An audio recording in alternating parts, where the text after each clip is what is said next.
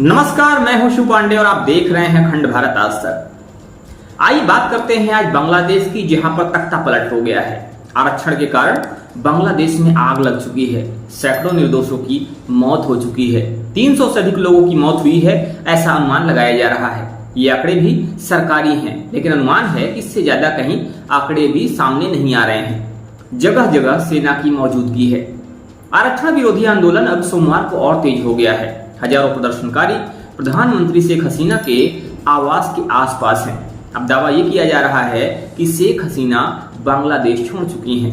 ये media report से पता चल रहा है कि प्रधानमंत्री ढाका पैलेस को छोड़कर किसी सुरक्षित जगह शिफ्ट हो गई, लेकिन सूत्रों के हवाले से खबर मिल रही है कि प्रधानमंत्री शेख हसीना भारत आ चुकी हैं। आरक्षण की आग ने एक हंसते खेलते विकास करते हुए देश को बर्बादी के कगार पर ला दिया है। आइए आपको दिखाते हैं कि शेख हसीना के भागते समय का वीडियो इस समय सोशल मीडिया पर जमकर वायरल हो रहा है और दावा किया जा रहा है कि ये वीडियो उस समय का है जब शेख हसीना बांग्लादेश को छोड़कर भाग रही थी।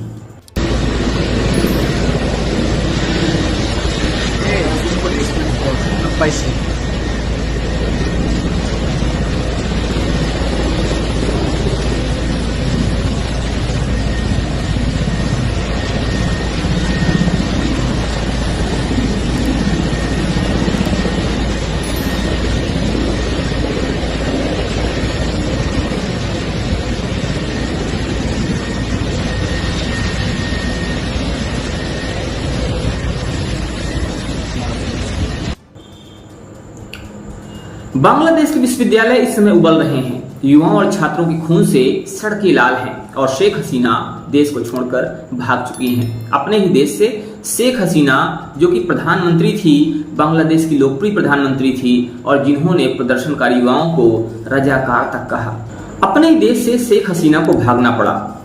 वह बांग्लादेश की एक लोकप्रिय नेता थी जिन्होंने 15 सालों तक बांग्लादेश की सत्ता पर राज किया और अभी फरवरी 2024 में फिर से चुनाव हुआ था, उसमें भी उन्होंने जीत हासिल की थी। लेकिन शायद लोगों की नब्ज को, लोगों की भावनाओं को वो पढ़ नहीं पाई और चुनाव जीतने के बाद भी उन्हें सत्ता से बेदखल होना पड़ा। कुछ समय पहले ऐसा ही हुआ था श्रीलंका के साथ में। श्रीलंका के बाद अब बांग्लादेश में प्रधानमंत्री देश छोड़कर भागी हैं, जो कि पिछले वर्ष अगस्त में ही चुनाव जीतकर प्रधानमंत्री बनी थी। बांग्लादेश की प्रधानमंत्री शेख हसीना ने सबसे पहले आंदोलन को कुचलने की कोशिश की, ऐसा बताया जा रहा है। फिर ये कहा कि आंदोलनकारी देशद्रोही हैं। फिर ये कहा गया कि आंदोलन विपक्ष की साजिश है और फिर ये कहा गया कि आंदोलनकारी आतंकी हैं और इस तरह से लगातार उनकी तरफ से आरोप लगाए जाते रहे। लेकिन जब विरोध प्रदर्शन शुरू हुआ तो फिर वो थमने का नाम नहीं लिया और विरोध प्रदर्शन यहाँ तक पहुंच गया कि उन्हें देश छोड़कर ही भागना पड़ गया और अब वो भारत की शरण में हैं, ऐसा सूत्रों के हवाले से खबर मिल रही है।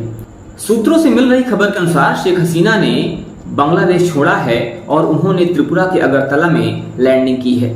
इसी बीच प्रदर्शनकारी प्रधानमंत्री आवास में दाखिल भी हो गए। छात्रों द्वारा आरक्षण खिलाफ चल रहे आंदोलन से फैली आग पूरे बांग्लादेश को जला रही है, जिसने प्रधानमंत्री शेख हसीना को भी नहीं छोड़ा और उन्हें इस्तीफा देना पड़ा। प्रधानमंत्री शेख हसीना के इस्तीफा देने के बाद से सेना ने कमान संभाल ली है और सेना ने कहा है कि अब देश का राज वही संभालेगी। যে দেশে একটা ক্রান্তিকাল চলছে, আমি সমস্ত রাজনৈতিক দলের নেতৃবৃন্দকে এখানে আমন্ত্রণ করেছিলাম। ওনারা এখানে এসেছেন, আমরা একটা সুন্দর আলোচনা করেছি। সেখানে আমরা সিদ্ধান্ত নিয়েছি যে একটা ইন্টারিম গভর্নমেন্ট আমরা ফর্ম করব এবং ইন্টারিম গভর্নমেন্টের মাধ্যমে এই দেশের সমস্ত কার্যকলাপ চলবে। আমরা এখন মহামান্য রাষ্ট্রপতির কাছে যাব যে এই ইন্টারিম গভর্নমেন্ট ফর্মের ব্যাপারে ওনার সাথে আলাপ আলোচনা করে আমরা একটা ইন্টারিম গভর্নমেন্ট ফর্ম করে देश परिचालना करो। भारत ने बांग्लादेश के बॉर्डर पर बीएसएफ को 24 घंटे अलर्ट पर रखने के लिए निर्देश दिए हैं।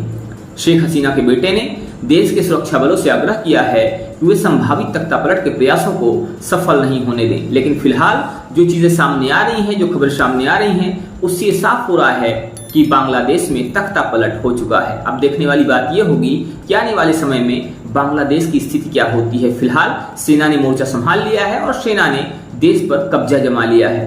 अब देश आगे किधर जाता है, देश का क्या रुख होता है और आने वाले समय में देश कौन सा नया मोड़ लेता है, ये भी अपने आप में एक बड़ी बात होगी। लेकिन फिलहाल शेख हसीना देश से बाहर हो चुकी हैं। तो इस विषय में आपकी क्या राय है, आप अपनी राय हम तक जरूर पहुंचाइएगा, कमेंट करके हमें जरूर बताइएगा। बने रहिए हमारे साथ खबरों के अपडेट के लिए और देखते रहिए आपका अपना चैनल अखंड भारत आज तक न्यूज। जय हिंद, जय भारत।